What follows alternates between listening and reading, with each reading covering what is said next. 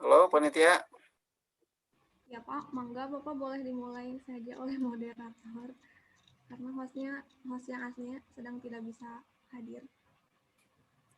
Itu langsung itu Farhan nggak bukan Oh, bukan langsung ke moderator wae. Mah enggak tuh.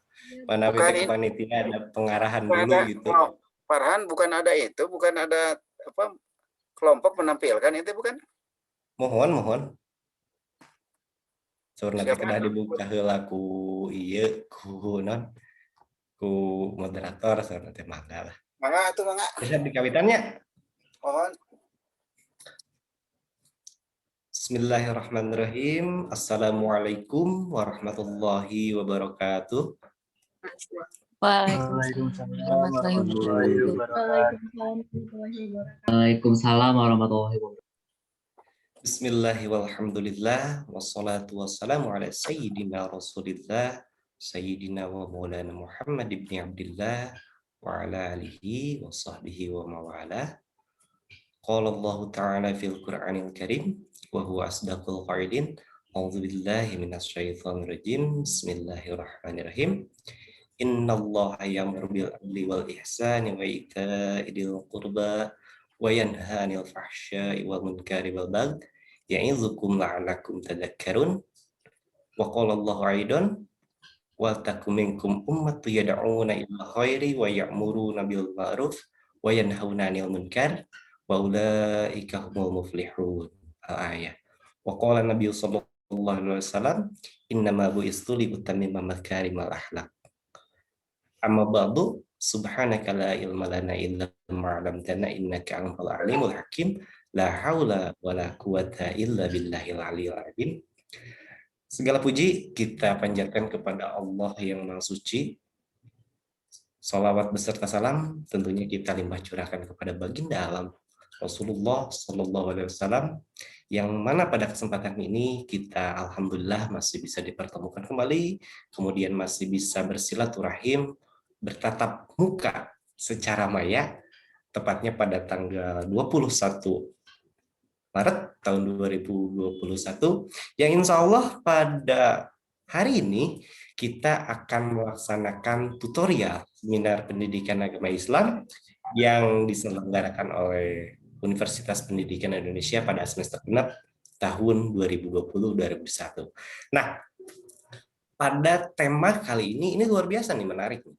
Bagaimana kita akan menggali tema yang sangat luar biasa buat kita, yaitu etika pergaulan Islami.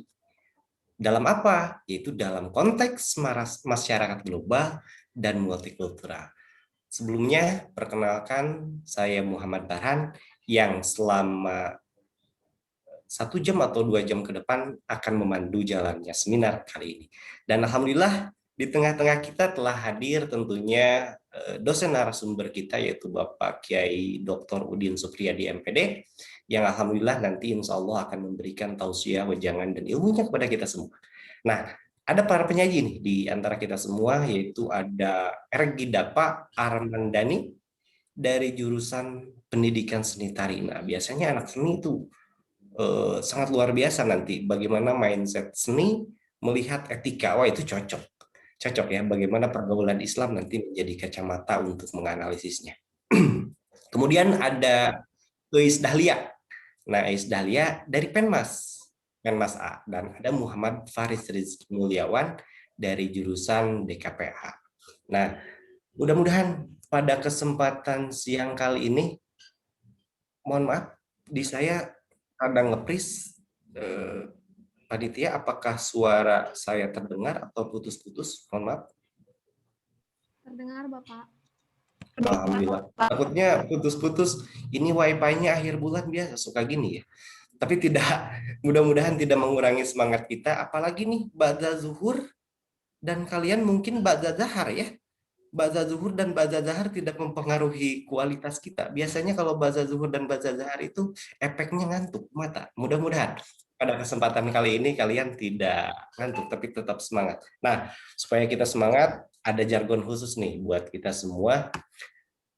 Gini, kita ada jargon SPAI, Nah, sebelumnya kalian silakan boleh untuk mengaktifkan mic-nya dan ikuti saya nanti ya. Ketika saya bilang webinar tutorial SPAI, kalian jawab kuliah cerdas, kerja ikhlas, selalu istiqomah, Allahu Akbar.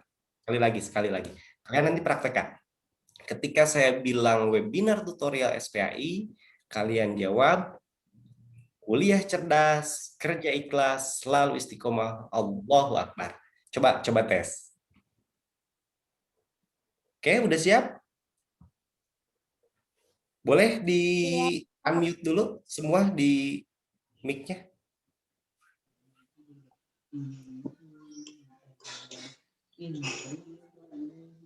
Siap, kita praktekkan. Webinar tutorial SPAI. Kuliah cerdas. Luar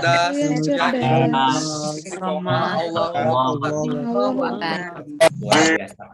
Mudah-mudahan pada kesempatan siang kali ini kita mendapatkan ilmu yang berkah, tentunya mendapatkan manfaat, dan ini dijadikan sebagai sebuah amal ibadah di hadapan Allah Subhanahu wa Ta'ala, karena tugas kita adalah untuk beribadah kepada Allah, termasuk kalian luruskan niat bahwa kegiatan seminar ini adalah untuk melaksanakan tugas kita beribadah kepada Allah.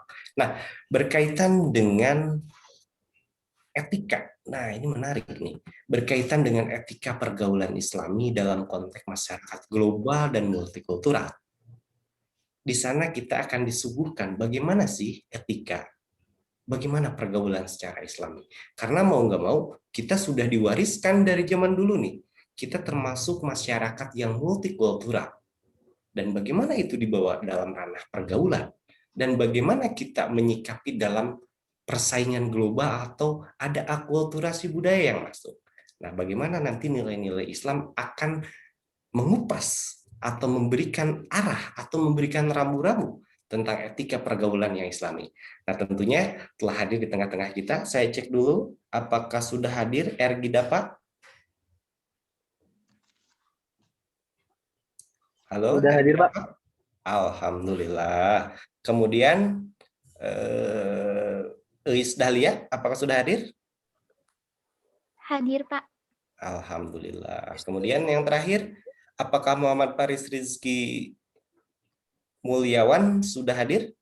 Hadir. Alhamdulillah. Nah, para penyaji kita sudah siap dengan materinya, jadi kepada kalian silahkan untuk memberikan ringkasan, dan nanti tentunya kalau misalkan ada pertanyaan atau ada hal yang ingin ditanyakan, kita bisa diskusi langsung dan menanyakan langsung ke para penyaji kita. Untuk mempersingkat waktu, saya akan persilahkan kepada Ergi Daf Armandani terlebih dahulu untuk memberikan presentasi atau materi kepada kita semua. Waktu dan tempat saya persilahkan buat Ergi Daf Armandani.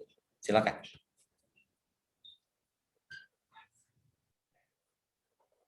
Baik, sebelumnya terima kasih Bapak.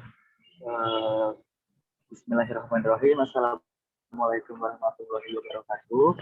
Waalaikumsalam warahmatullahi wabarakatuh. Mungkin hari ini saya arahnya lebih ke sedikit sharing saja, Pak, mengenai tema yang akan saya bawakan, yaitu etika pergaulan Islam pada masyarakat global dan multikultural sesuai dengan Al-Quran. Nah, keterkaitan antara etika pergaulan Islam dan seni tari dalam perspektif sejarah tari topeng Cirebon. Indonesia adalah bangsa yang cukup kaya akan bahasa, budaya, suku, ras, dan agama. Sebuah negara dengan kekayaan kultur baik impor maupun lokal, hingga potensi konflik di Indonesia sangatlah tinggi. Semakin tinggi tingkat multikulturalnya, maka semakin besar pula potensi konflik yang ditimbulkan. Konflik menjadi tolak ukur seberapa tinggi tingkat multikulturalnya suatu masyarakat. Oleh karena itu, keniscayaan yang muncul saat Islam bersentuhan dengan masyarakat yang memang dari sejarah masuknya di Indonesia tidak dalam keadaan budaya dan agama yang kosong.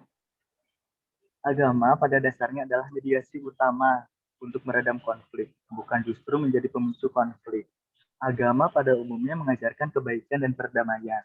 Dalam doktrin agama, semuanya mengajarkan tentang kebaikan. Semakin dikatakan mahir dalam agama atau menjadi tokoh agama, seharusnya akan semakin membuat orang tersebut berjiwa damai. Begitu juga dengan agama Islam. Dari namanya saja, adalah agama yang menyelamatkan, agama yang selamat. Sebelum membahas mengenai etika pergaulan Islam pada masyarakat global dan multikultural sesuai dengan Al-Quran, saya akan membahas mengenai keterkaitan antara etika pergaulan Islam dan seni tari dalam perspektif sejarah tari topeng Cirebon. Tari topeng adalah salah satu jenis seni pertunjukan yang telah lama dikenal oleh masyarakat Indonesia di Pulau Jawa. Topeng tumbuh dan berkembang di pelosok-pelosok Jawa Barat, Jawa Tengah, Jawa Timur, Yogyakarta, dan DKI Jakarta. Topeng mencapai bentuknya sebagai seni pertunjukan pada zaman Raja-Raja Hindu di Jawa diperkirakan abad ke-10 sampai 11 Masehi. Pada awalnya, tari topeng memiliki arti tidak hanya sebagai sebuah tontonan atau hiburan, tetapi lebih dari itu memiliki arti keagamaan.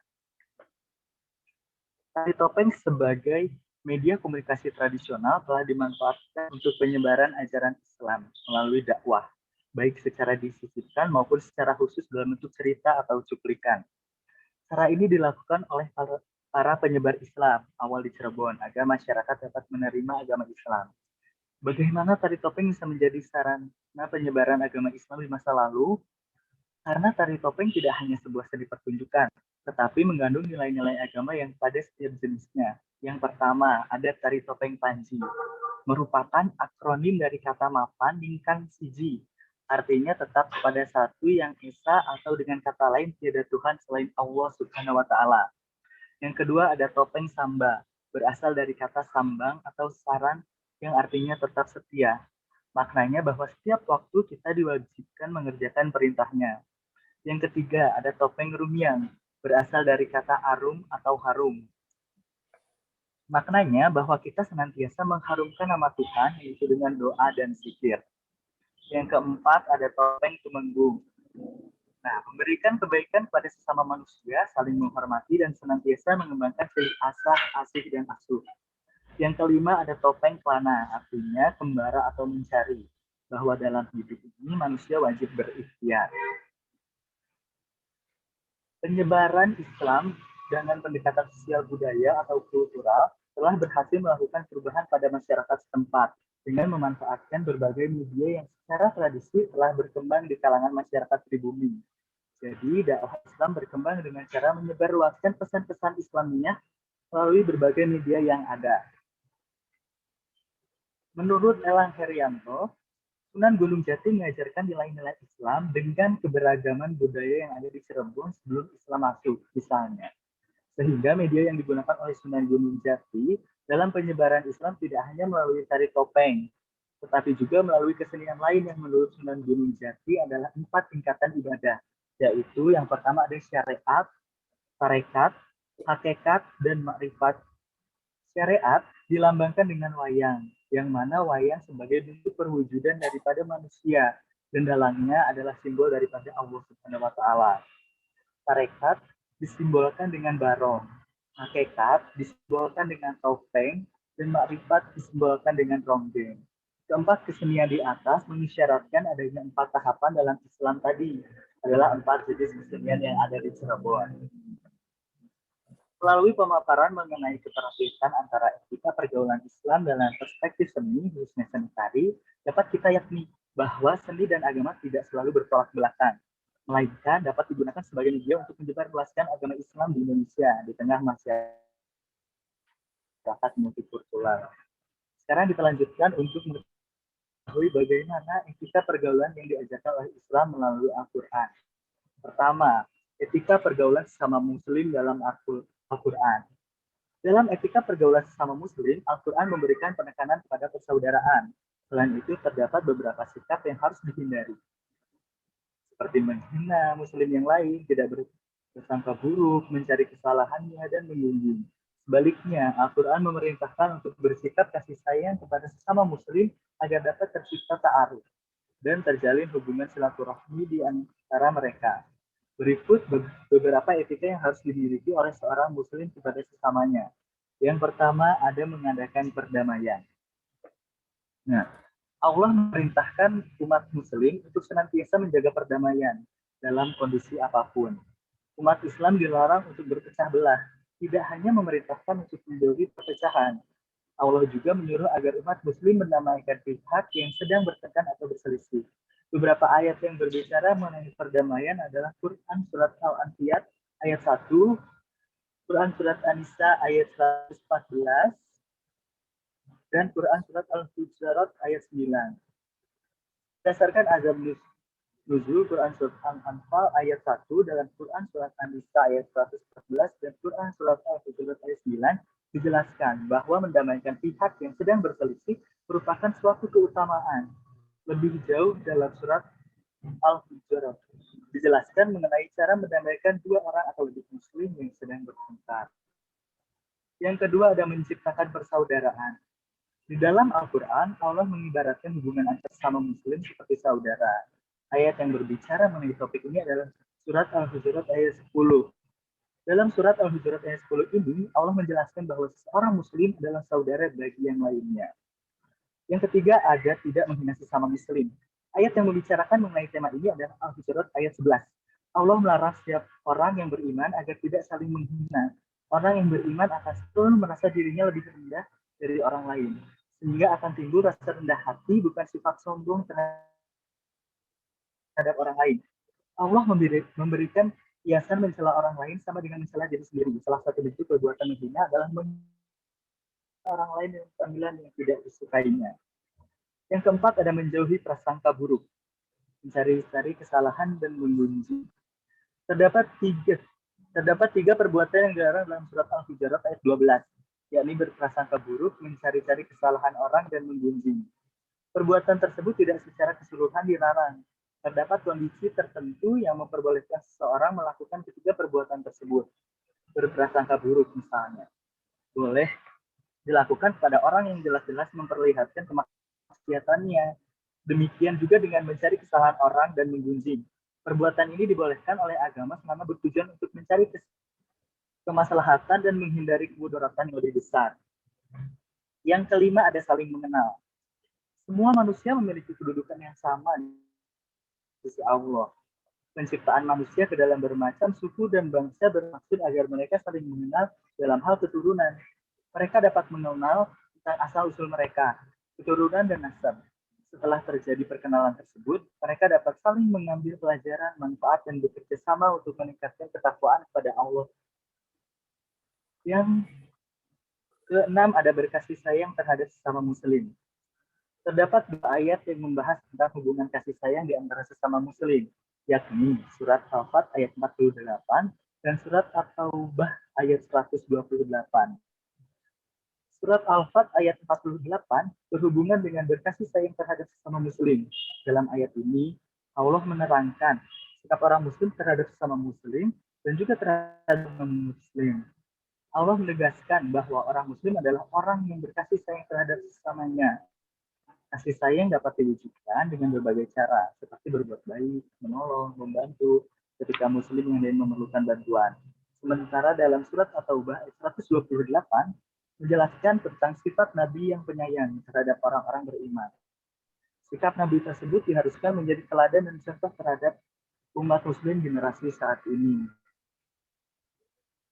Tidak hanya etika pergaulan bagi sesama muslim, Al-Quran juga mengajarkan etika pergaulan kepada saudara kita yang bukan beragama Islam. Setidaknya ada 6 sikap yang harus dimiliki oleh seorang muslim dalam bergaul dengan muslim. Selain menekankan kepada hubungan baik terhadap sesama muslim, Al-Quran juga tidak mengesampingkan agar setiap muslim menjalin hubungan yang baik dengan non-muslim. Berikut penjelasannya. Yang pertama, ada saling bekerja sama. Manusia adalah makhluk sosial. Ia tidak dapat hidup seorang diri dalam memenuhi kebutuhan sehari-hari misalnya. Manusia membutuhkan bantuan dari orang lain, terlebih dalam Islam. Manusia diciptakan oleh Allah untuk menjadi khalifah di bumi. Tugas yang berat ini tidak dapat dilaksanakan jika manusia enggan untuk bekerja sama dengan orang lain. Ayat yang membicarakan mengenai saling bekerja sama muslim adalah Surat Al-Hujurat ayat 13. Berbagai macam latar belakang, golongan, suku, dan bangsa. Perbedaan yang ditimbulkan sengaja Allah ciptakan untuk menarik minat utama satu sama lain agar saling mengenal untuk kemudian dapat saling bekerja sama. Yang kedua ada bersikap tegas dalam hal prinsip terhadap orang kafir. Islam mengatur batasan tentang hubungan muslim dengan non-muslim selama itu menyangkut masalah sosial keduniawian, maka hal tersebut diperbolehkan. Namun, jika sudah mencakup masalah akidah, muslim harus dapat bersikap tegas kepada non-muslim. Ayat yang membicarakan mengenai bahasan ini adalah surat Al-Fat ayat 29. Yang ketiga ada berdamai dengan non-muslim. Allah memerintahkan kepada umat muslim agar tidak hanya menjaga perdamaian dengan muslim, tapi juga dengan non-muslim. Ayat yang berbicara mengenai berdamai dengan non-muslim adalah surat Al-Baqarah ayat 190 dan Al-Hajj ayat 39. Yang keempat ada berbuat baik dan adil terhadap non-muslim. Allah tidak melarang seseorang muslim untuk berbuat baik dalam bentuk apapun terhadap non-muslim, dan tidak juga melarang untuk berlaku adil kepada mereka. Salah satu contoh adalah jika dalam interaksi sosial mereka non-muslim ada pada pihak yang benar, maka harus dibela. Demikian juga sebaliknya. Yang kelima ada tidak menjadikan teman orang-orang yang memerangi karena agama. Ayat yang berkaitan dengan topik ini adalah surat Al-Maidah ayat 51. Ayat yang akan dikaji adalah surat Al-Maidah ayat 51. Dalam ayat ini Allah melarang untuk menjadikan aulia yang dapat diartikan dengan teman dekat, pemimpin, penolong, dan sebagainya. Jadi jelas bahwa mengangkat pemimpin dari kalangan non-muslim merupakan suatu hal yang dilarang. Hal ini disebabkan mereka akan condong kepada kaumnya sendiri. Ketika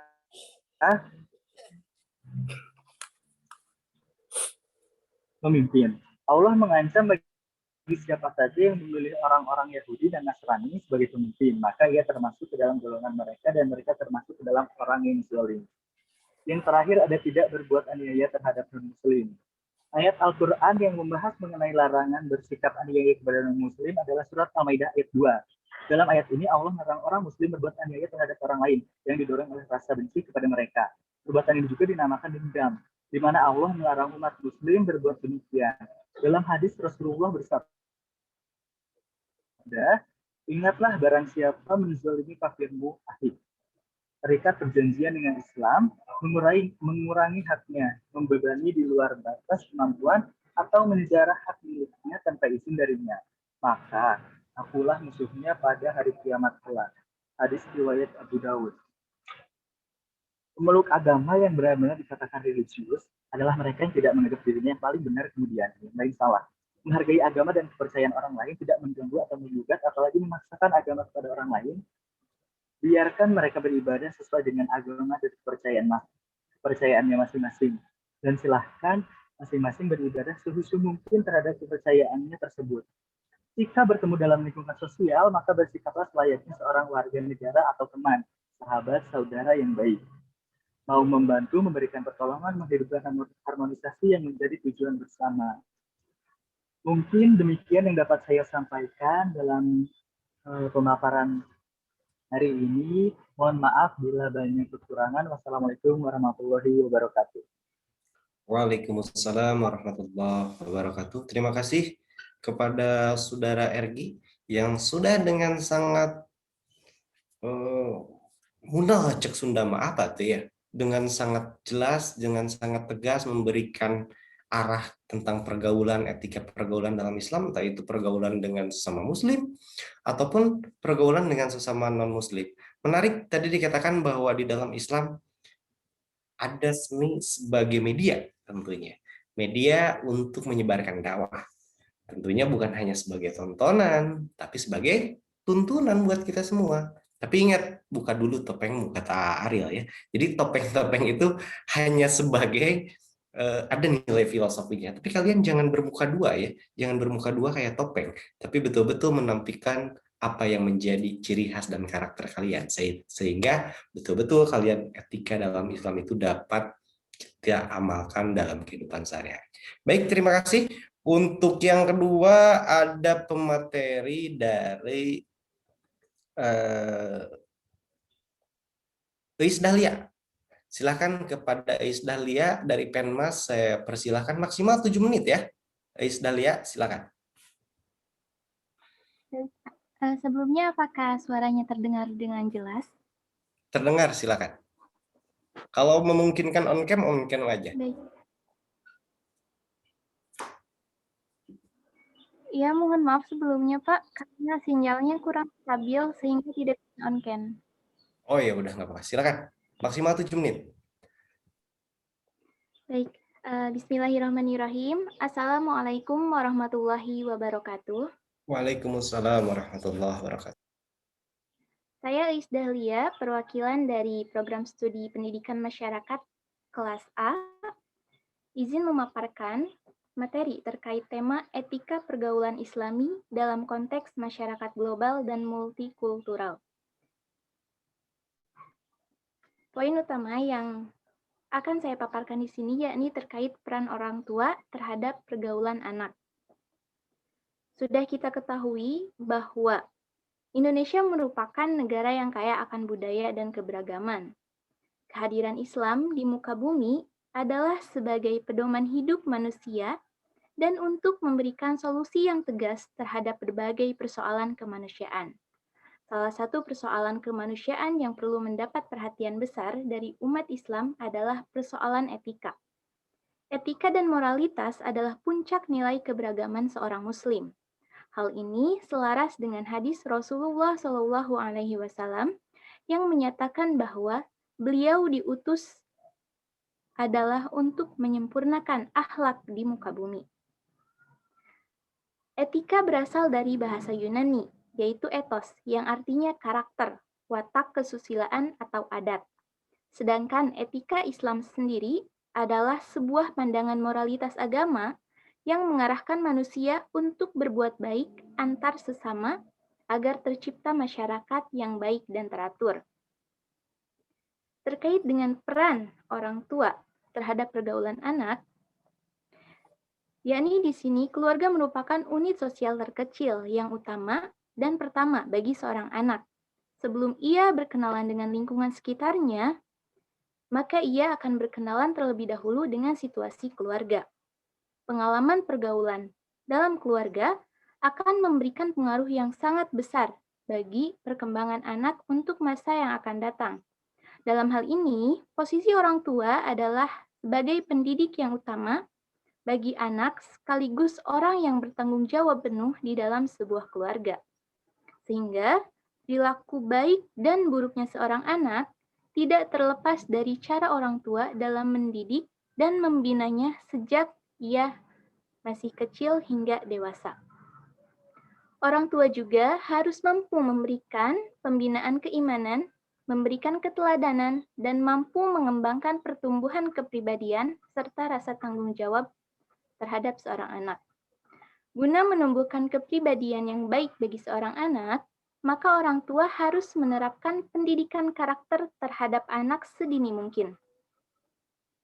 Berkaitan dengan hal tersebut, pendidikan masyarakat sendiri mengkaji beberapa studi keilmuan, yang salah satunya yakni terkait kajian parenting. Nah, guna menumbuhkan karakter yang baik bagi seorang anak, maka orang tua harus menerapkan pendidikan tersebut, yakni sedini mungkin. Adapun yang dapat dilakukan oleh orang tua terkait hal tersebut, yakni dapat berdasarkan kepada Quran Surah Luqman, yang mana di dalamnya terdapat 7 nasihat terkenal yang diberikan oleh Luqman Al-Hakim kepada anaknya. Di antaranya yaitu, yang pertama, jangan mempersekutukan Allah. Hal ini selaras dengan firman Allah dalam Quran Surah Luqman ayat 14 yang artinya, dan ingatlah ketika Luqman berkata kepada anaknya, ketika dia memberi pelajaran kepada anaknya, wahai anakku, janganlah engkau mempersekutukan Allah. Sesungguhnya mempersekutukan Allah adalah benar-benar kezaliman yang besar. Dalam hal ini, orang tua harus mengajarkan tauhid kepada anak-anaknya sedini mungkin. Karena ketika seorang anak sudah memegang teguh tauhidnya, maka dimanapun ia berada, ia tidak akan mudah terpengaruhi oleh hal-hal yang tidak selaras dengan keyakinan yang telah diajarkan oleh orang tuanya. Yang kedua, yakni berbuat baik kepada kedua orang tua. Anak adalah peniru yang baik, maka dari itu orang tua harus mampu menjadi contoh dan teladan bagi anaknya. Karena sikap orang tua terhadap anak akan mempengaruhi sikap anak terhadap orang tuanya. Hal tersebut pun dapat diterapkan oleh seorang anak ketika ia berada di lingkungan sosialnya. Seperti halnya ketika orang tua meminta bantuan kepada anaknya, maka orang tua harus mengawalinya dengan kata minta tolong. Jadi mengajarkan kepada anak kata tolong, maaf, dan terima kasih, sehingga anak tersebut dapat menerapkannya di lingkungan sosialnya. Kemudian yang ketiga, sadar bahwa manusia berada dalam pengawasan Allah. Orang tua harus mengajarkan anaknya untuk senantiasa mengingat Allah, sehingga dimanapun ia berada dan dalam situasi apapun, ketika ia selalu mengingat Allah, maka ia akan selalu dalam lindungan Allah. Salah satunya adalah menjaga lingkungan pergaulannya. Kemudian yang keempat, yakni mendirikan sholat.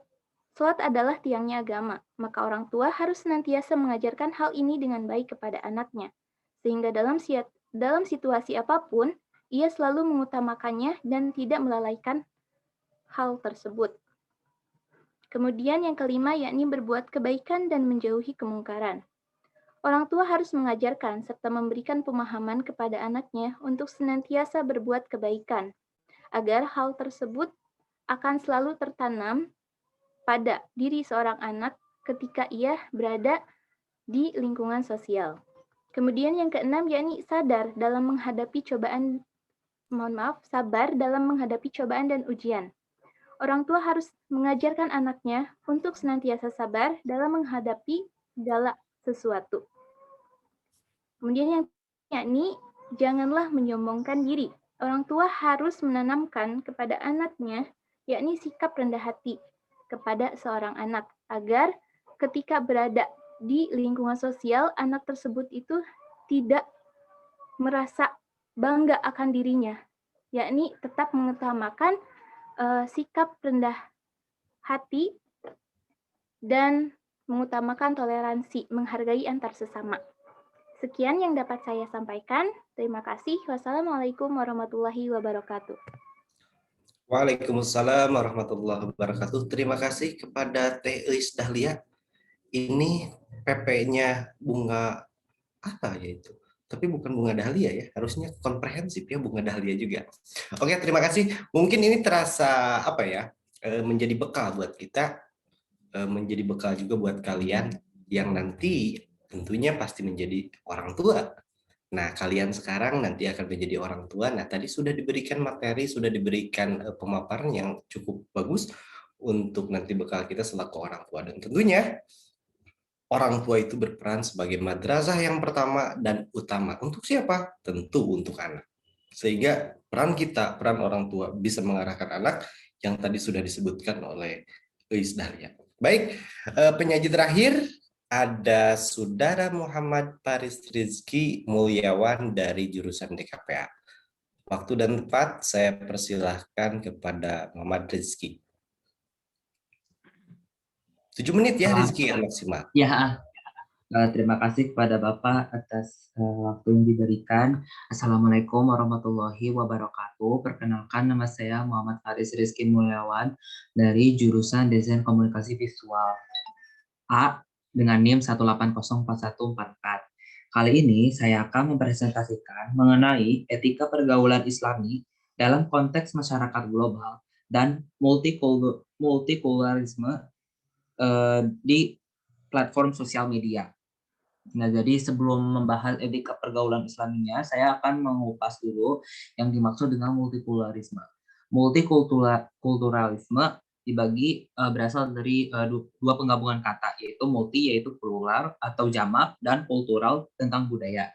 Jadi multikulturalisme adalah sebuah ideologi yang mengakui dan menggaungkan perbedaan terhadap orang-orang yang memiliki beda budaya, sistem kebiasaan dan politiknya.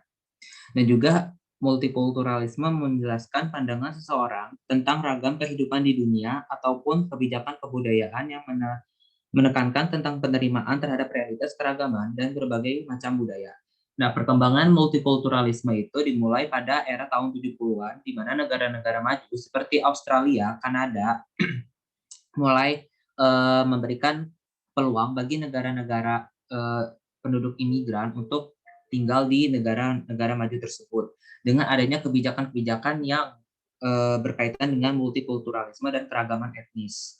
Dan juga adanya dukungan dari politikus karena ini adalah keharusan dan sebuah politik yang bersifat progresif dan bentuk ekspresi resmi dari keyakinan yang akan keunggulan nilai-nilai liberal atau progresivitas seperti kesamaan atau kesetaraan, toleransi, dan sikap inklusif.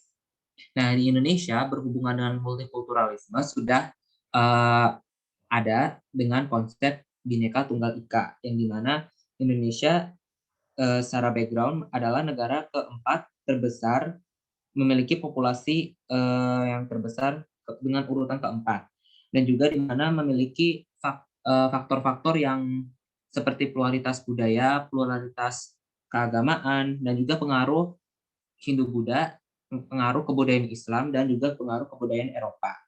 Nah, menurut Fourth National Conference of Ethnic Council of Australia, ciri masyarakat kulturalisme dibagi menjadi 4 poin, yaitu adanya variasi perbedaan budaya, B. bahasa dan adat sosial yang berbeda, C. adanya kepedulian dalam berbagai nilai, D. semua kelompok etnik menekankan toleransi budaya.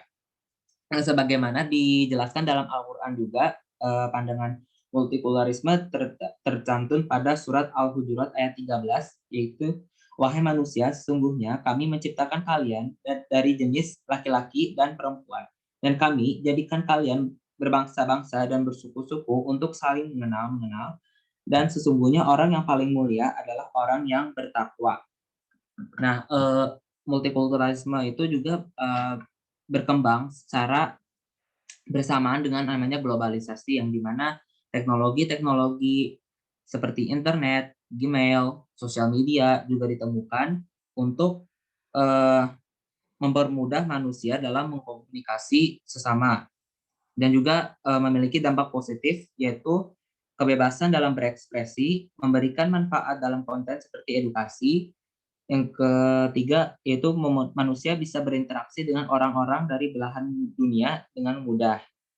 Namun, seiring berjalannya waktu, orang-orang sepertinya sudah mulai meninggalkan yang namanya etika atau adab dalam melakukan penggunaan sosial media gitu.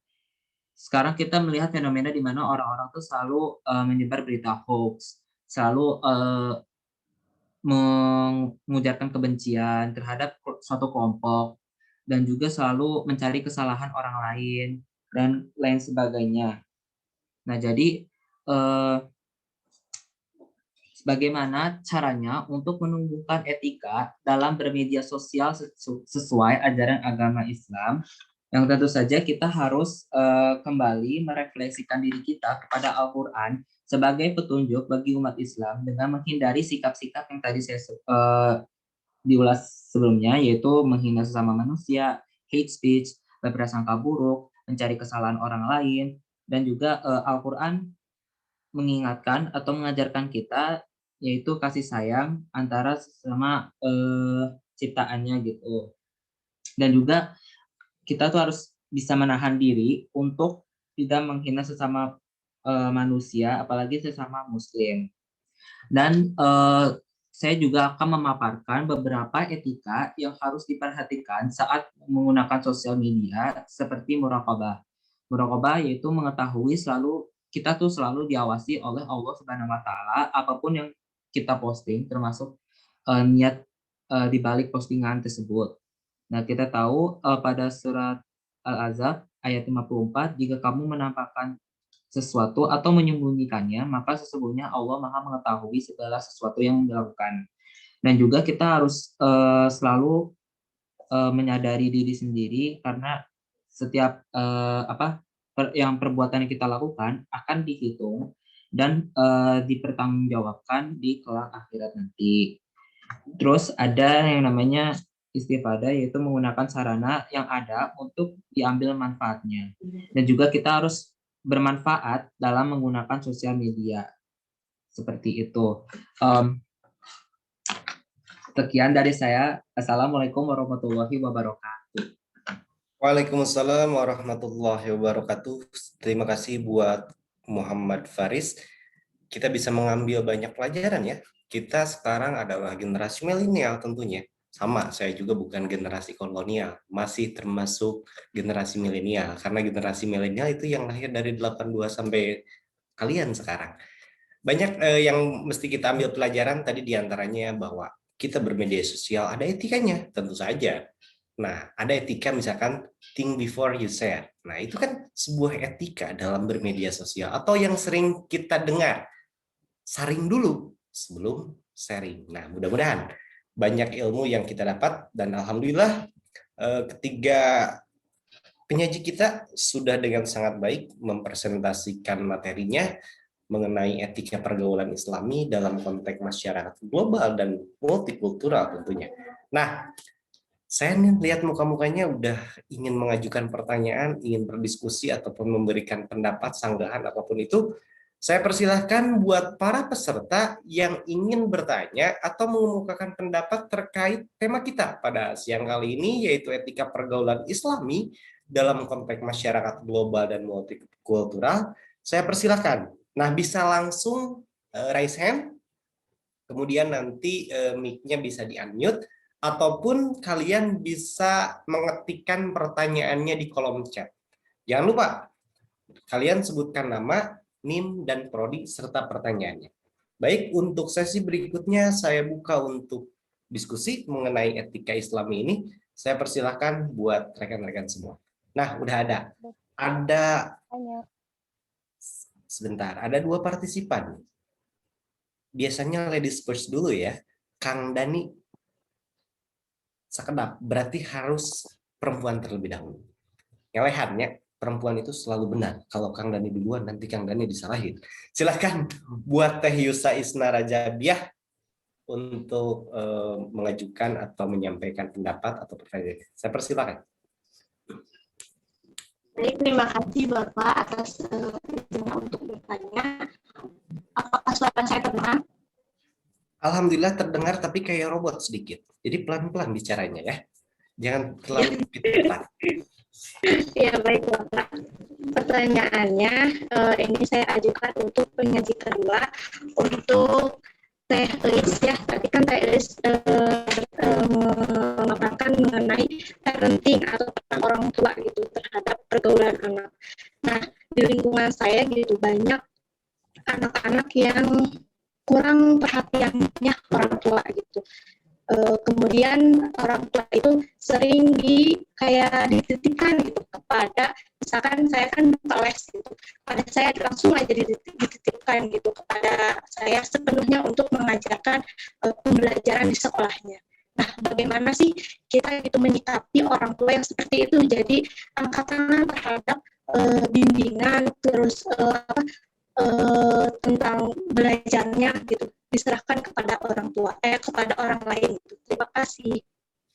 Baik, terima kasih kepada Teh Yusa yang sebentar lagi jadi orang tua juga ya. Mudah-mudahan sekarang sudah terlatih mendidik anak. Nanti jadi orang tuanya menjadi orang tua yang sangat luar biasa tentunya.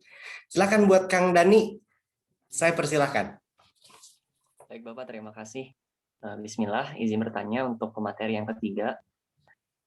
Seperti yang kita tahu, sedang viral juga mengenai informasi atau ada suatu lembaga yang menyatakan bahwa Indonesia itu adalah negara dengan netizen terbarbar atau tidak sopan gitu ya.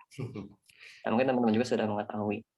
Nah, menyikapi hal tersebut, bagaimana kita sebagai mahasiswa bisa sedikitnya berpartisipasi dalam hal memperbaiki nama bangsa gitu. Ya, mungkin seperti itu. Terima kasih. Oke, terima kasih. Iya ya, sekarang jangan coba-coba sama netizen Indonesia. Apa yang sekarang hilang tuh, Kang Dani? Linknya Piala Dunia kalau nggak salah ya. Apa linknya apa itu? Hilang langsung. Jangan macam-macam. Iya Pak, yang terakhir yang BWF Pak. Nah, BWF hilang. Oh, yang itu yang bulu tangkis. Yang bulu tangkis. Oke, berikutnya saya persilakan kepada Teh Sekar untuk mengajukan pertanyaan, sanggahan atau bantahan. Yang 2 dan 3 udah, kalau bisa untuk penyaji nomor 1. Silakan.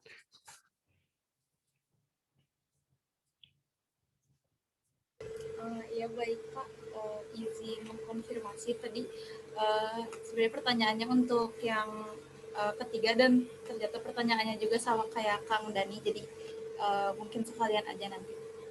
Oke, terima kasih. Satu lagi nih ya, siapa dulu? Kang Panji deh. Mungkin ada pertanyaan buat penyanyi yang satu, biar kasihan satu biar satu pertanyaan satu jawaban satu pemateri gitu. Silakan Kang Panji untuk pertanyaan nomor berapa? Untuk penyaji nomor berapa? Ya, terima. Suaranya? Untuk penyaji nomor pertama Kang Ergi ya. Cocok. Silakan. Ya, mohon maaf sebelumnya tidak mengaktifkan kamera karena barusan keluar masuk mungkin jaringannya kurang stabil. Ya, pertama Panji pengen bertanya gitu terkait tadi kan secara umum kan membahas tentang budaya ya. Nah, yang ingin Panji tanyakan bagaimana gitu kita membedakan yang budaya yang sesuai syariat dan mana budaya yang tidak sesuai syariat gitu. Karena banyak sekarang yang berkodok budaya tapi di dalamnya itu banyak nilai-nilai kesyirikan gitu, yang diantaranya kayak mempersekutukan Allah, kayak misalnya mohon maaf mungkin bakar menyan, kita nganggap itu tuh kayak sesuai syariat, padahal kan itu kayak syirik kecil gitu. Nah mungkin itu dari Panji, mungkin bagaimana kita membedakan budaya yang sesuai syariat dengan budaya yang tidak sesuai syariat gitu, supaya bisa memposisikan diri. Ya, terima kasih Bapak atas kesempatannya. Oke, terima kasih. Jangan lupa tadi yang lupa menyebutkan nama, NIM dan prodi kalian tulis di kolom chat ya buat yang tadi bertanya. Terakhir deh buat Anggi. Anggi, harus ketiga penyaji mendapatkan pertanyaan yang sama dari Anggi. Saya persilahkan, Gi. Ini yang terakhir pertanyaannya. Mangga Anggi. Tapi ini buat yang materi yang kedua, Bapak. Nggak apa-apa, nanti yang 1, 2, 3 ikut memberikan komentarnya. Silakan, Gi. Perkenalkan, nama saya Anggeta Sapitri. Di sini NIM-nya 1805888.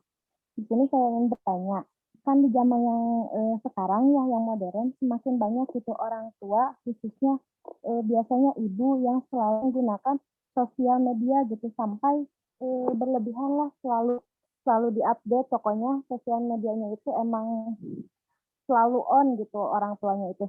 Nah, di sini saya ingin bertanya, bagaimana cara kita menyikapi orang tua yang selalu menggunakan medsos sampai lupa mengajarkan atau melatih kebiasaan-kebiasaan kecil kepada anaknya yang positif. Contohnya itu kayak misalkan seperti ketika akan makan nih, yang pertama diucapkan itu bukan mari kita berdoa dulu, tapi foto dulu. Nah, biasanya kan seperti itu, lalu kemudian ibunya mengupdate gitu, tapi berdoanya itu ke nomor sekian gitu. Nah, bagaimana cara kita menyikapi? Terima kasih. Oke. Terima kasih untuk kepada peserta yang sudah memberikan pertanyaannya. Pertanyaannya sangat luar biasa sekali ya. Ada 4 pertanyaan, 5 bahkan, tapi tadi saudari Sekar sama. Baik, saya persilahkan kepada para penyaji untuk menanggapi ataupun memberikan pendapat terkait pertanyaan tersebut. Tadi sudah dengan sangat jelas ditujukan kepada siapa-siapanya. Saya mau dari perempuan dulu sekarang.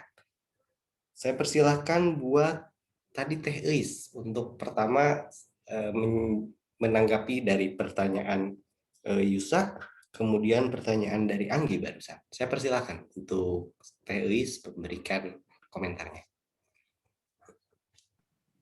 Baik, bismillahirrahmanirrahim. Saya izin menjawab pertanyaan dari Teh Yusa, sekaligus dari pertanyaan Teh Anggi juga, karena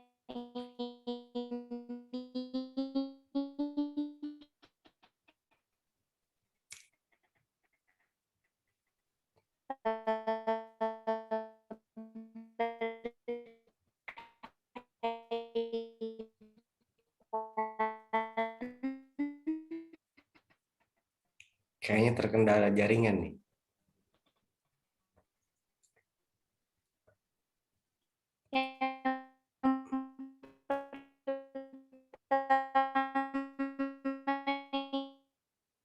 Itu tadi mengenai bagaimana itu. Boleh Teis bisa diulangi lagi?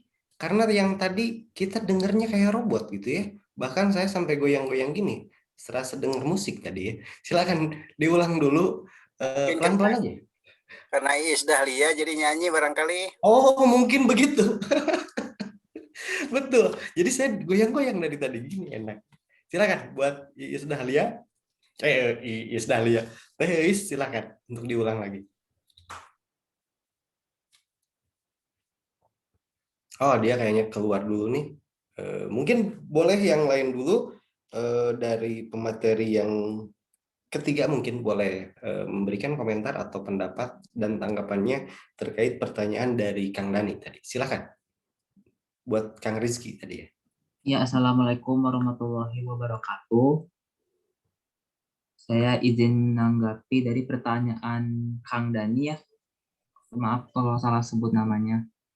Jadi tadi Kang Dani bertanya kayak kan misalkan kita lihat belakangan ini banyak kejadian kayak yang Dewa Kipas, terus yang BWF, dan itu merupakan kejadian yang dimana nggak hanya sekali terjadi dan itu terjadi berulang lagi gitu.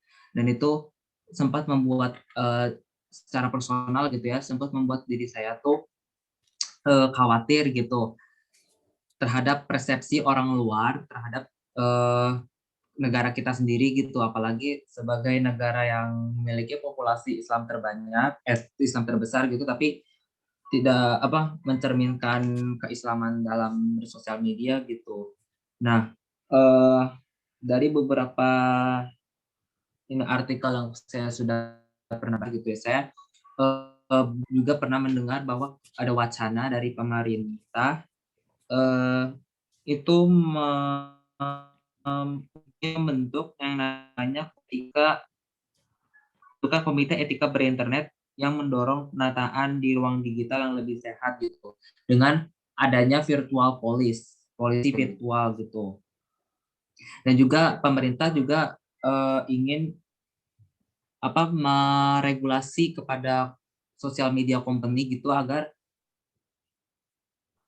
meregulasi dari yang ada di Indonesia gitu. Jadi itu sih yang tindakan utama dari pemerintah gitu yang diusulkan. Namun kalau bagi saya sendiri takutnya kalau misalkan virtual police itu malah jadi kalau saat ada waktu krisis kayak pemerintah ada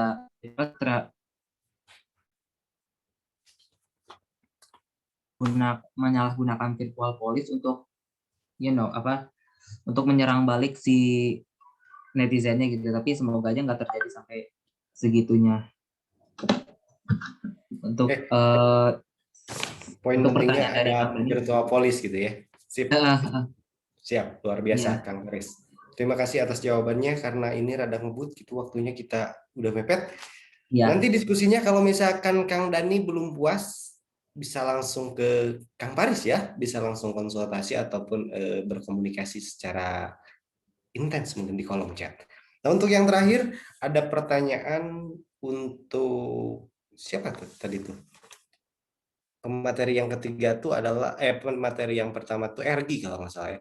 Buat Kang Ergi silahkan, tadi sudah ada pertanyaan dari Kang Panji mengenai budaya. Silahkan. Baik, terima kasih. Untuk pertanyaan Kang Panji tadi itu bagaimana membedakan budaya sesuai syariat dengan yang tidak.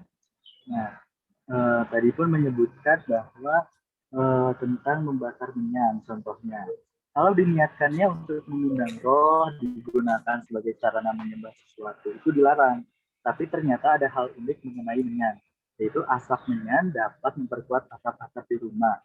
Kemudian dalam bentuk sesajen, mungkin di antara kita ada yang tahu di beberapa wilayah masih ada yang mengadakan hajat laut. Misalnya mengirim sesajen ke dalam laut dalam hari laut atau dalam hari-hari tertentu. Nah, kenapa bertentangan dengan Islam saat menaruhkan sesajen? Karena menurut Islam itu mubazir. Sesajen itu tidak dimakan, melainkan hanya dihanyutkan ke laut misalnya. Kemudian diambil contoh lain dari tarian. ada salah satu tarian yang menggunakan zikir saat menari, yaitu tarian sufi. Mungkin di antara kita pun kurang lebih mengenal tarian sufi. Jadi balik lagi kepada niatnya gitu, dan tempat fungsi antara budaya dengan agamanya.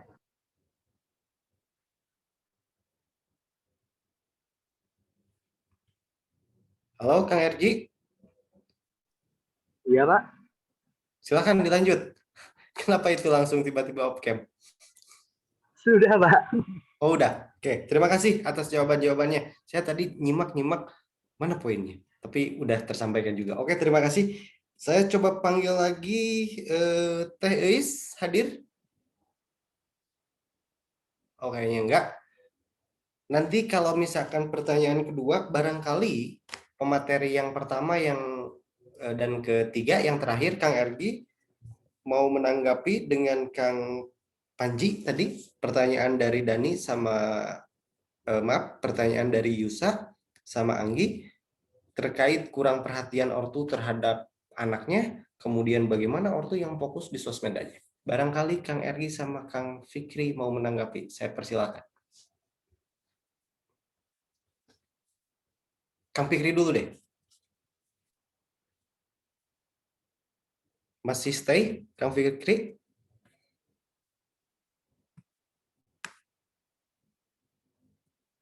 Maaf, salah. Kang Paris. Mohon Paris maaf. kan habis. Oh, ada? Silahkan. Mohon maaf, tadi keluar sinyalnya kurang bagus. Apakah sudah terdengar dengan jelas suaranya, Pak? Sudah, alhamdulillah. Coba pakai katel ya kalian, handphonenya karena katel kan. Tahu katel wajan? Luar biasa. Kalian mau percaya apa enggak, nanti sinyalnya pertama bagus ya. Cobain deh, kalau sinyalnya nge-lag, sinyalnya kurang bagus, masukin wajan, taruh di tengah-tengah, anggap aja itu satelit darurat gitu ya. Silahkan, Peis. Ya, baik. Bismillahirrahmanirrahim. Izin menjawab pertanyaan dari Teh Yusa, sekali dari Teh Anggi, karena itu saling berkaitan. Terkait kurangnya perhatian orang tua terhadap anaknya, yang mana mereka itu lebih sibuk sendiri dengan kegiatannya, apalagi menyerahkan anaknya kepada orang lain. Di sini sangat diperlukan sekali bahwa kegiatan parenting agar dapat memberikan pemahaman kepada kedua orang tua bahwasanya mereka itu agar tersadarkan cara untuk mendidik anak tuh seperti ini loh baiknya. Jadi kebanyakan rata-rata orang tua yang seperti itu mereka kurang memahami dan tidak mengerti, tidak tahu cara yang baik untuk memberikan pendidikan kepada anaknya, sehingga lebih menyerahkan kepada orang lain. Nah, oleh sebab itu, terkait hal tersebut, maka sangat diperlukan kegiatan parenting terhadap orang tua agar mereka memahami cara-cara yang baik untuk memberikan pendidikan kepada orang tuanya. Kepada anak-anaknya. Terima kasih. Baik, terima kasih Teh Eis, akhirnya bisa memberikan komentar dan jawabannya juga. Mohon maaf buat para petanya, saya tidak konfirmasi dulu kalian puas apa enggak karena waktu kita terbatas, dan pemateri dan penyaji bukan faktor pemuas juga buat kalian. Nanti silahkan kalian bisa diskusi lebih lanjut dengan para penyaji. Nah, alhamdulillah pada kesempatan kali ini kita sudah selesai acara diskusi, kemudian pemaparan juga telah selesai. Nah, sekarang kita simak pematerian yang akan dibawakan oleh dosen narasumber kita yang sangat luar biasa sekali. Beliau bukan hanya memberikan tausiah ataupun memberikan arahan dan wejangannya buat kalian saja. Saya termasuk yang sering diberikan nasihat sama beliau. Dan beliau sangat luar biasa sekali. Baik, tanpa berlama-lama saya persilahkan kepada Bapak Kiai Dr. Udin Supriyadi untuk memberikan materi, tausiah, atau memaparkan wejangan buat kita semua. Bangga, Bapak, dipersilahkan waktu dan kesempatannya.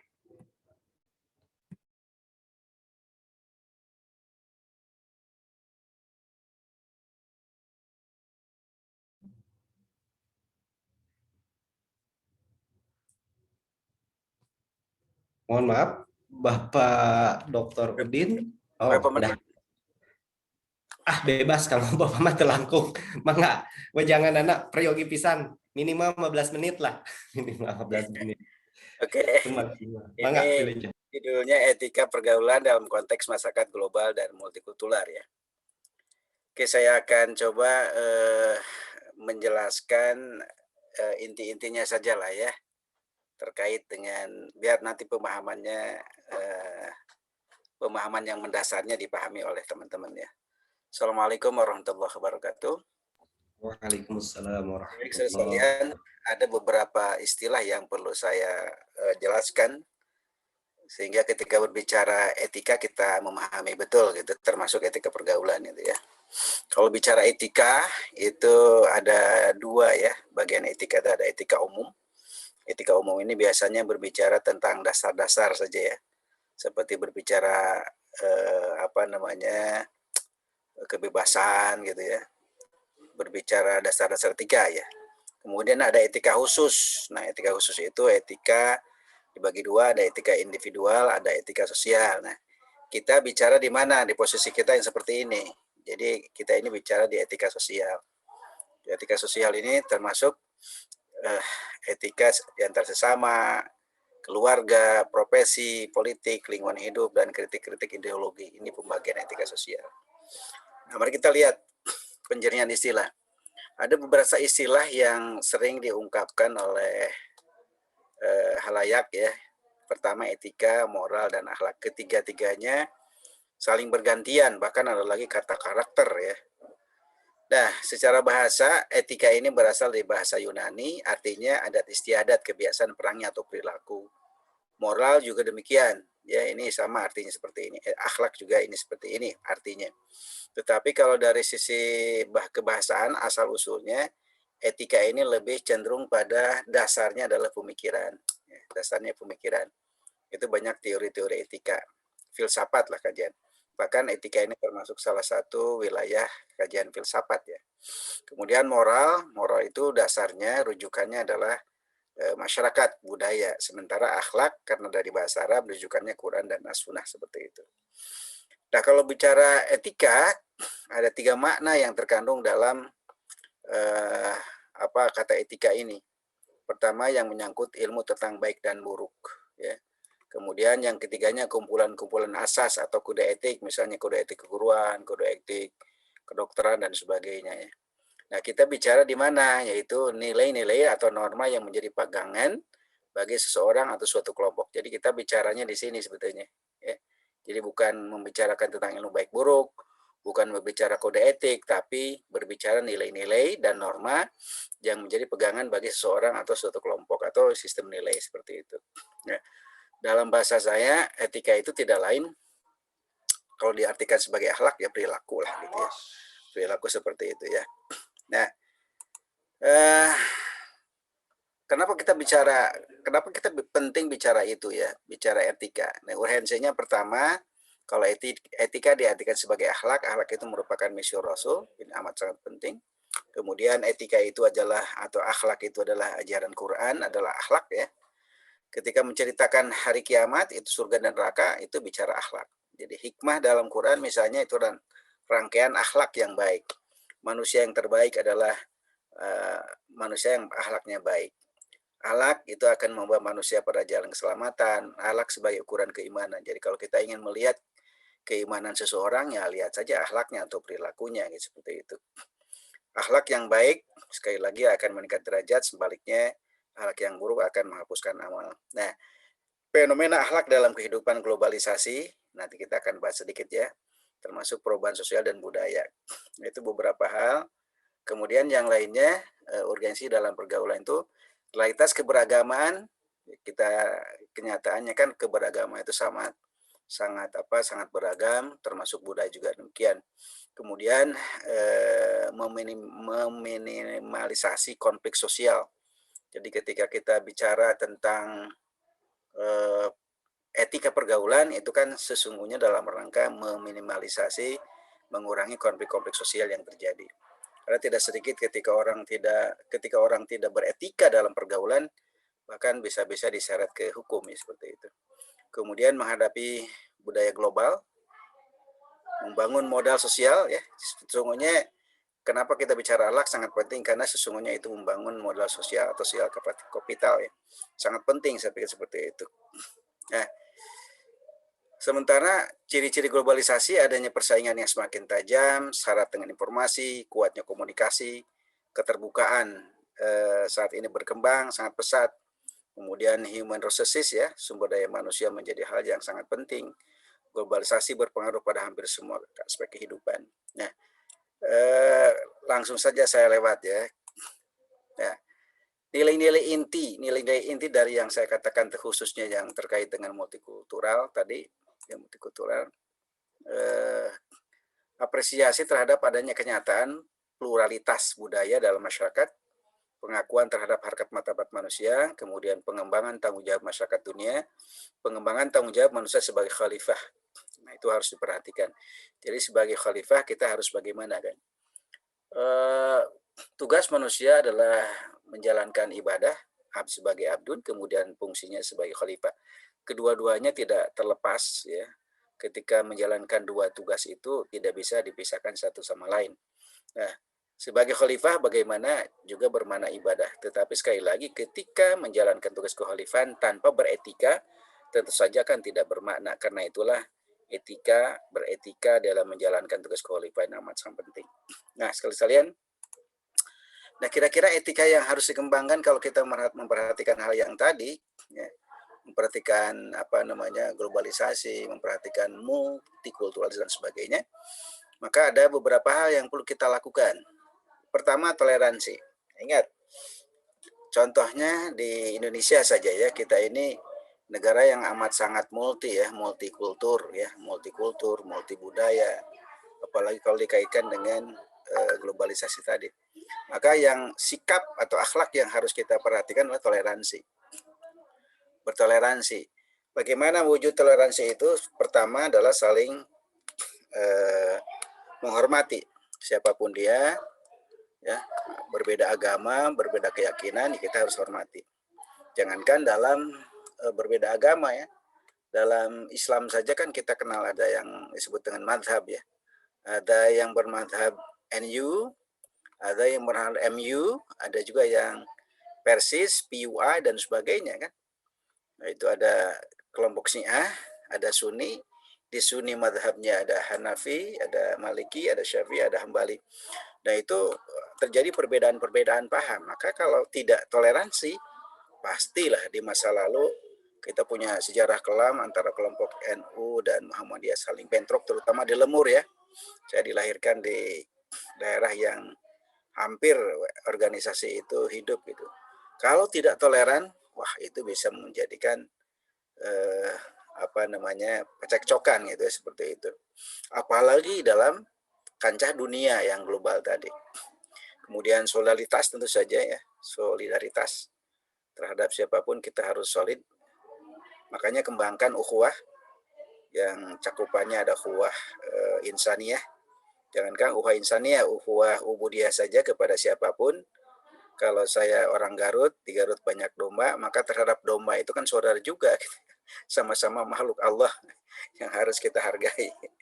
Apalagi terhadap manusia manapun ya, mau barat, mau timur, mau yang hitam, mau yang putih, pendek, jangkung, maka bangun itu ukhuwah insaniyah gitu ya.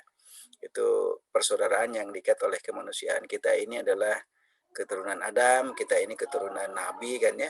Siapapun dia tentu saudara kita. Karena itulah toleransi, maksud saya etika pergaulan dalam kancah multikultur, dalam kancah global, tentu ukhuwah ini harus dikembangkan. Kemudian tentu saja harus mengembangkan sifat empati, ya, peduli terhadap yang lain, kita seperasaan dengan yang lain, sepenanggungan sebagai manusia. Kemudian respect, ya. Yang lainnya etika pergaulan dalam arti perilaku kita, yaitu tidak bisa tidak harus melek iptek. Hampir setahun kita merasakan butuhnya Zoom, butuhnya Google Classroom, butuhnya apalagi itu Google Meet ya. Dan ketika mau memulai kuliah lewat Zoom para dosen tuh bingung, terutama dosen-dosen yang sepuh-sepuh ya, sehingga saya sebagai ketua prodi di awal itu mengadakan coach dulu bagaimana menggunakan Zoom, bagaimana menggunakan Meet ya. Untuk bersuara saja bagaimana cara mematikan mikrofon kan masih bingung profesor itu. Itu sebuah realitas. Karena itu harus melek iptek ya, tidak boleh tidak gitu. Kenapa? Karena iptek itu hadir di tengah-tengah kita yang tidak bisa kita tinggalkan. Kemudian yang lain tentu saja sikap atau perilaku yang harus kita kembangkan, hubul amal. Kita harus mencintai pekerjaan, jangan sampai merendahkan pekerjaan ya, siapapun apapun pekerjaan itu. Karena sesungguhnya apa yang ada pada diri kita, misalnya kalau Ustadz Farhan ingin menggunakan pakaian yang seperti itu, di situ tersirat maknanya apa? Tersirat di balik semua itu ada orang lain. Di situ ada orang Jepang gitu ya. Kenapa orang Jepang? Karena pakaiannya kan dibuat di mana? Di pabrik. Pabriknya yang membuat mesinnya siapa? Orang Jepang ternyata. Di di pakaian saya ini di berbatik nih, di situ ada orang Cirebon. Kenapa orang Cirebon? Karena batiknya batik Cirebon ya. Jadi dari pakaian saja ternyata menyiratkan ada orang lain gitu. Karena itu kita harus mencintai pekerjaan sekecil apapun, karena ternyata apa yang ada pada diri kita itu sesungguhnya adalah hasil orang lain. Nggak bisa kita, justru manusia itu hidupnya harus sadar bahwa kita ini harus saling ketergantungan. Sadar akan ketergantungan, insya Allah kita akan saling hormat menghormati di antara manusia.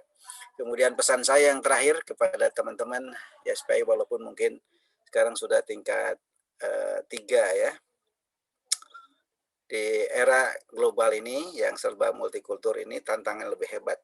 Nah, bagaimana mempersiapkan diri Anda? Maka ke depan more knowledge, more skill, more choices ya, perbanyak ilmu untuk mendukung kehidupan Anda ya. Tetapi jangan lupa turunkan pada keterampilan, skills ya. Skill lah yang akan nanti bisa membuat Anda hidup lebih hidup. Jadi hidup ini tidak sekedar hidup. Kalau hanya sekedar hidup, orang bisa hidup di kolong jembatan. Tetapi bagaimana kita ini bisa hidup lebih hidup, maka dari pengetahuan turunkan pada skills, keterampilan. Insya Allah nanti akan more choices ya. Kalau tadi ada Iis Dahlia ya, dulu kenal dengan Iis Dahlia, seorang penyanyi, dia mungkin senang bersolek ya, kenal dengan Mustika Ratu, dengan Sekar Gambir, dengan Wah dan sebagainya. Kalau misalnya Anda ini punya skill, tidak ada salahnya Anda jadi guru ya. Kemudian satu saat Anda buka salon karena punya keterampilan. Kan bagus saya pikir, sehingga nanti bisa more choices, akan banyak pilihan-pilihan. Anda bisa jadi guru, Anda bisa buka catering, Anda bisa buka barbershop, Anda bisa buka salon dan sebagainya, karena Anda punya skills. Karena itu dalam kehidupan global, dalam kehidupan sekarang, tanpa skills itu akan ketinggalan. 12% ya kalau tidak salah tuh penduduk di mana di Tasikmalaya itu dari SD yang nganggur ya. Tapi ternyata sarjana lebih banyak ketimbang SD. Kenapa? Sarjananya tidak punya keterampilan. Jadi sarjana yang tidak punya keterampilan akan ketinggalan. Saya kira demikian etika dalam pergaulan, etika dalam pengertian perilaku-perilaku apa yang harus kita kembangkan pada saat sekarang ini. Demikian Pak Farhan, saya agak ngebut nih karena waktunya 15 menit. Terima kasih atas perhatiannya Pak Farhan, terus rindu murang kali sih kan. Terima kasih teman-teman. Ini saya memberikan nasihat bukan hanya pada Anda tapi juga pada saya pribadi. Terima kasih. Mudah-mudahan teman-teman menjadi orang-orang yang soleh dan soleha. Jangan lupa dengan keterampilan itu Anda harus selesai 3,5 tahun atau 4 tahun ya maksimal. Demikian. Assalamualaikum warahmatullahi wabarakatuh. Waalaikumsalam warahmatullahi wabarakatuh. Masya Allah, luar biasa sekali. Terima kasih sekali lagi Bapak Kiai Dr. Udin Supriyadi, MPD, yang telah sangat luar biasa memberikan tausiah, memberikan ilmu kepada kita semua.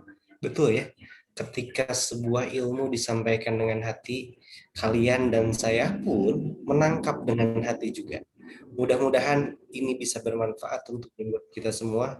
Yang lebih penting dari itu semua adalah bagaimana apa yang tadi disampaikan kita bisa aplikasikan, kita bisa amalkan dalam kehidupan sehari-hari. tersirat dari perkataan beliau bahwa manusia bukan berusaha menjadi sempurna, tapi berusahalah menjadi lebih berguna.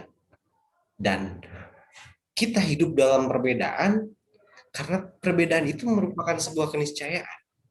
Nah, toleransi dan kerukunan adalah sebuah jawaban.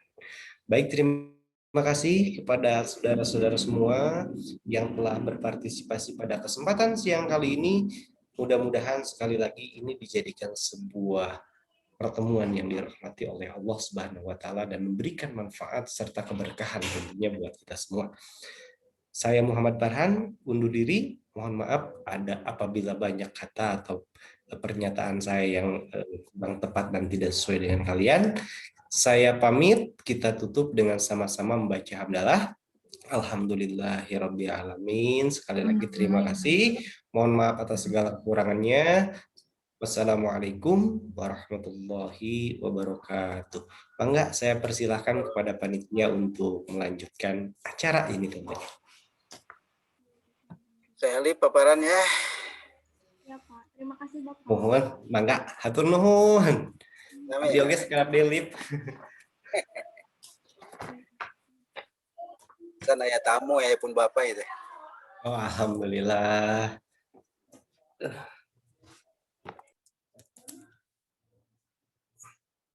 Oh iya, buat peserta jangan lupa presensi.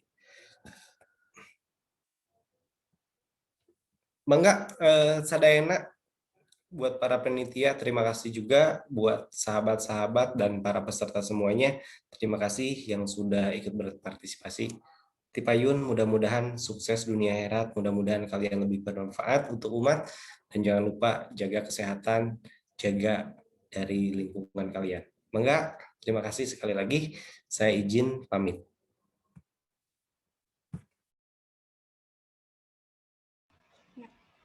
Untuk akan PT, jangan lupa untuk mengisi presensi outnya. Lalu ini ada pengumuman sedikit. Jadi ada infak cinta tutorial. Itu adalah salah satu rangkaian kegiatan tutorial yang bertujuan untuk meningkatkan amalan jariah peserta tutorial PAIS PAI. Nah, infak ini dapat dikirim melalui e-wallet seperti OVO, Dana, ShopeePay, GoPay, dan sebagainya. Nah, kepada akun PT atau para peserta yang ingin memberikan sedikit rezekinya atau mau beramal, silakan memindai kode QR kode yang ada di pamflet ini, ya, di PPT ini, melalui akun e-wallet masing-masing.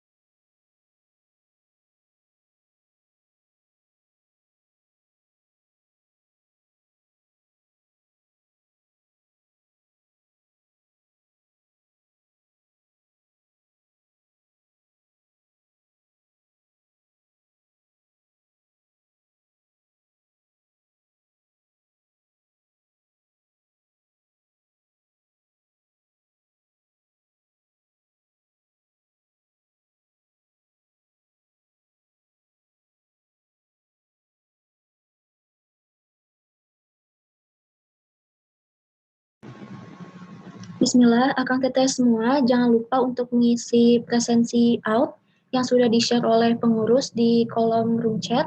Kemudian ada sedikit informasi bahwa di Instagram tutorial membuka Q&A apabila ada di antara Akang Teteh yang masih ingin bertanya namun terkendala oleh waktu.